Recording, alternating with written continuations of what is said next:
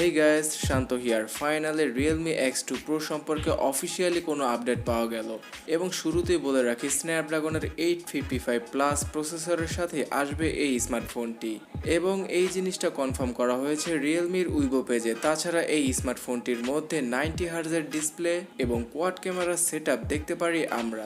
তাছাড়া Poco F2 স্মার্টফোনের Easter এগও পাওয়া গিয়েছে শাওমির পক্ষ থেকে। তো প্রথমে রিয়েলমি X2 Pro সম্পর্কে জানা যাক। এই স্মার্টফোনটি খুব সম্ভবত এই মাসের মাঝ বরাবর চায়নাতে অফিসিয়ালি লঞ্চ করা হবে এবং যার প্রাইস রাখা হতে পারে 3000 থেকে 3500 ইউয়ান। তো সেটা বাংলাদেশি টাকায় 40,000 টাকার মতো পড়তে পারে। তো এই থেকে বুঝতেই পারছেন রিয়েলমি X2 Pro স্মার্টফোনটি অনেকটাই প্রিমিয়াম সেগমেন্টকে টার্গেট করবে। তাছাড়া এই স্মার্টফোনটিকে বাজারে আনা হবে রেডমি K20 Pro স্মার্টফোনের কম্পিটিটর হিসেবে। তাছাড়া ব্লুটুথ সার্টিফিকেশনেও এই স্মার্টফোনটিকে লিস্ট করা হয়েছে এবং সেখান থেকে এই স্মার্টফোন সম্পর্কে বেশ কিছু তথ্য পাওয়া গিয়েছে। স্ন্যাপড্রাগনের 855 প্লাস প্রসেসরের সাথে আসবে এই স্মার্টফোনটি, আর এই স্মার্টফোনের সেলফি ক্যামেরা হিসেবে থাকতে পারে 32 মেগাপিক্সেলের সেন্সরটি। তাছাড়া ডিসপ্লে হিসেবে থাকবে একটি সুপার অ্যামোলেড প্যানেল এবং ইন ডিসপ্লে ফিঙ্গারপ্রিন্ট স্ক্যানার তো থাকছেই। তবে ওয়াটার ড্রপ নচ নাকি পপ আপ সেলফি ক্যামেরা কোনটি ব্যবহার করা হবে এই স্মার্টফোনটিতে তা সম্পর্কে এখনও কিছু কনফার্ম জানা যায়নি। এবং রিয়ার সাইডে অ্যাজ ইউজুয়াল 64 মেগাপিক্সেলের কোয়াড ক্যামেরা সেটআপের সাথে আসবে এই স্মার্টফোনটি। তবে এখানে ম্যাক্রো ক্যামেরার বদলে তারা টেলিফোটো জুম লেন্স ব্যবহার করতে পারে। তাছাড়া আলট্রা ওয়াইড ক্যামেরাটি তো রয়েছেই এবং এই স্মার্টফোনটির পেছনে এবং সামনের দিকে গরিলা গ্লাসের প্রোটেকশন থাকবে।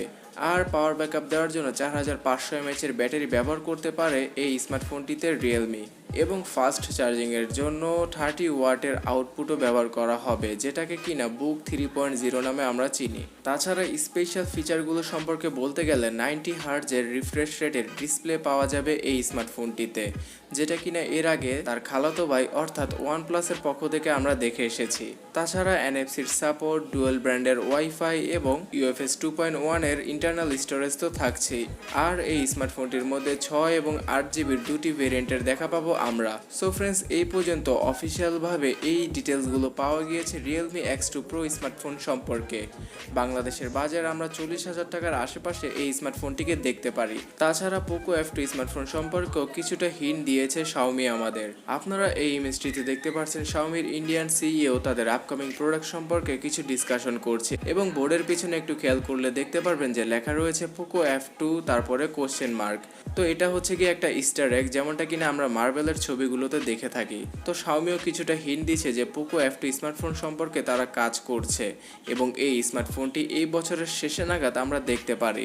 এর আগে পোকো F1 স্মার্টফোনটি বাজারে থাকা সব স্মার্টফোনের নাকে দম করে রেখেছিল, কারণ তারা ফ্ল্যাগশিপ স্পেসিফিকেশন দিচ্ছিল শুধুমাত্র মিড রেঞ্জ বাজেট সেগমেন্টে। তো পোকো F2 স্মার্টফোনটিও 25 থেকে 30,000 টাকার মধ্যে লঞ্চ করা হতে পারে এবং এই স্মার্টফোনটির মধ্যেও স্ন্যাপড্রাগনের 855 প্লাস প্রসেসরটি ব্যবহার করা হবে।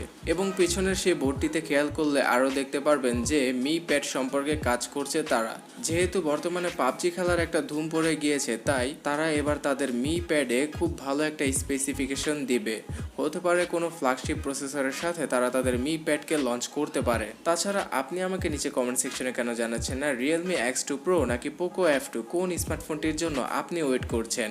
ভিডিও ভালো লাগলে লাইক করুন এবং এই চ্যানেলের প্রথমবার এসে থাকলে সাবস্ক্রাইব করে পাশের বেল আইকনটিতে ক্লিক করে রাখুন। সো দেখা হচ্ছে পরবর্তী ভিডিওতে। টাটা।